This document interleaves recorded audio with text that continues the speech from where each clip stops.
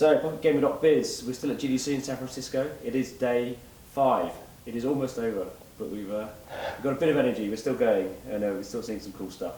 So, would you like to introduce yourself and tell us who you work for and what you do and the cool stuff that you've just been showing us? Sure. My name is Dan Chao. I work at GREE. I'm Director of Product on a new game called War of Nations, which is a strategy MMO. And so we backtrack a little bit. So you've worked on quite a few mobile games that people might have heard of before. So sure. It's not you're not going into this kind of strategy space as a novice. So do you quickly want to recap what you've worked on before? Yeah, I most recently worked at Funzio, which was acquired by GREE, and I was the lead game designer on Crime City, Modern War, and Kingdom Age. And before that, I kind of came from the casual download space and then console. Cool. So now you're in the place to be, and you've got a new game coming out, which is probably coming out in the summer.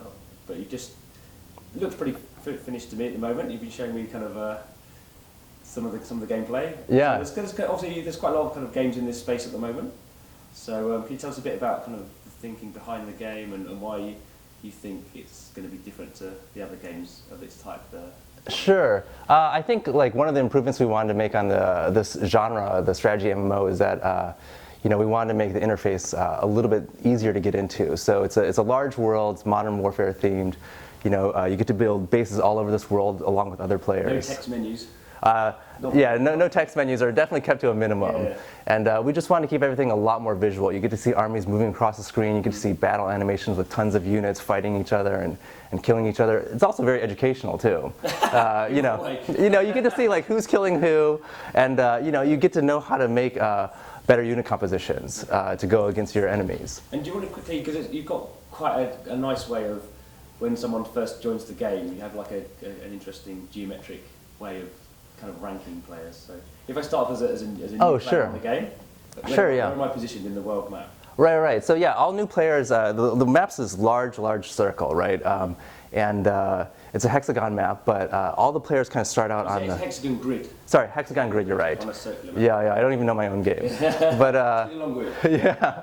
So all the new players kind of start out in the outer ring of the map. And they're harvesting resources, but the resources get better and better as you move towards the center of the map. So that means they output at a higher rate. And when you finally get to the very, very center of the map, there's these limited resources that are, pretty fancy, like uranium and titanium.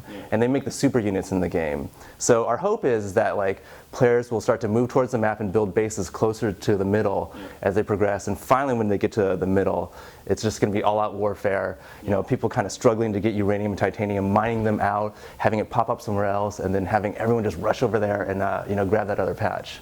And to get to even if I'm a single player, and even if I'm spending a ton of money in your game, I'm not going to get to the center, am I?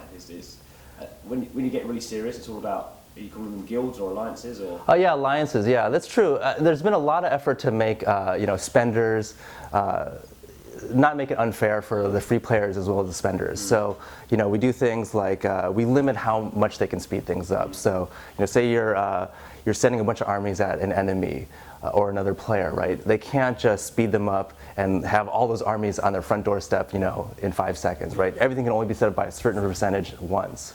Okay. And how big are the alliances? How many, have you got a cap on that? Yeah, right now we're setting at 100 players, but it certainly could change. I think we just need to kind of tweak that around and see what we feel feels right.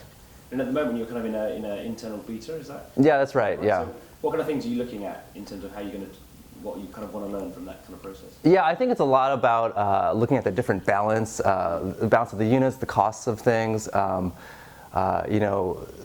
It's just a lot of number tweaking, getting in those spreadsheets and figuring out what's what. And then there's a lot of bugs, I have to say, Bugs in the computer game? Yeah, it's incredible, I know. But building the whole MMO backend has been pretty challenging from a technical standpoint. Okay, cool. And so it's coming out in the summer? Yeah, that's right. It'll be coming out in a few months, sometime summer 2013. Kind of platform-wise, what are you looking to support? Yeah, so we'll definitely be doing iOS first. So all the devices out there, iPad, iPhone, and iPod, and then shortly after doing an Android release. Cool, excellent, great. Well, we look forward to it. Thanks for your time. Thanks.